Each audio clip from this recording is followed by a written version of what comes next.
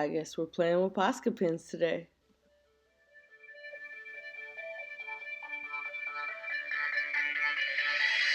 Hi guys! No, I did not disappear once again.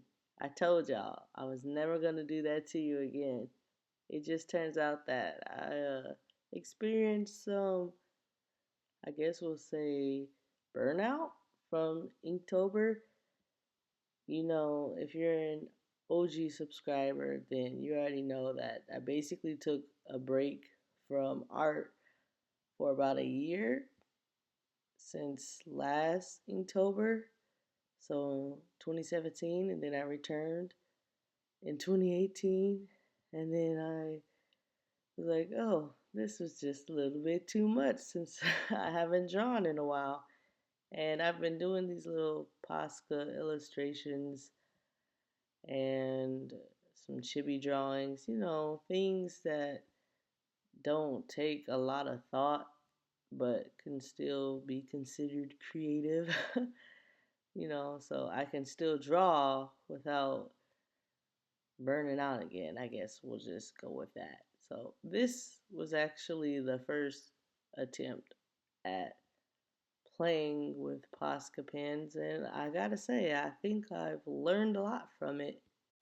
I've had these paint marker pens for a while now, but I have never played with them.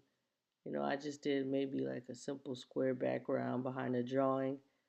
So here's what I learned. First thing I learned was don't draw too big. As you can see, I drew this drawing hella big. You see, I thought I had to, seeing as these nibs can't really give you fine details, but drawing really big like this just made things a lot worse because they really can't handle covering a large amount of space because their nibs aren't that big unless you get the other size Posca pen, which I don't have. So yeah, that was a little bit of an issue. Sometimes there was a little bit of white space peeking through, but I tried my best, I always do. One thing that I found myself fighting with was that these things did not want to really get along with the paper, which was the second thing I learned. Maybe use a smoother surface because these things will eat your paper.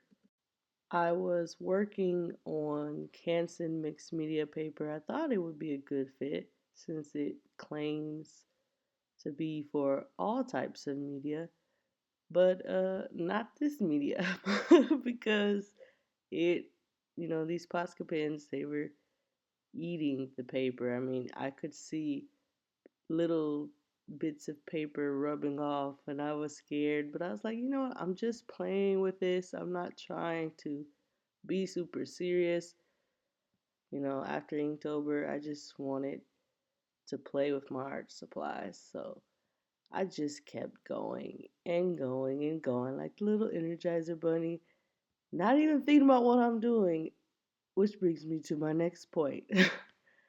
The third thing that I learned was if you're going to do maybe we'll call this semi-realistic, but not really.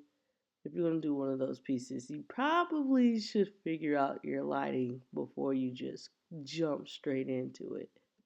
You'll see that I definitely just continue to switch the lighting because I didn't know where I was going with this piece. Like I said, I'm just playing around here, but hey, hopefully you can learn from my mistakes, okay? It was still fun though. I really did have fun making this piece. Not so sure I enjoyed it. As you can see here, just using a water brush to thin out the black ink or I guess the black paint because I used it all up. This may be something that I actually play with again in the future because before all the paint dried up from the marker, I actually liked what it was doing. So I'll probably play with that idea or effect again. But another thing I learned the hard way was to pump on a separate sheet of paper. Because if you had a paint pen before, you have to shake it and then like tap the nib on a piece of paper in order to get the paint to come out.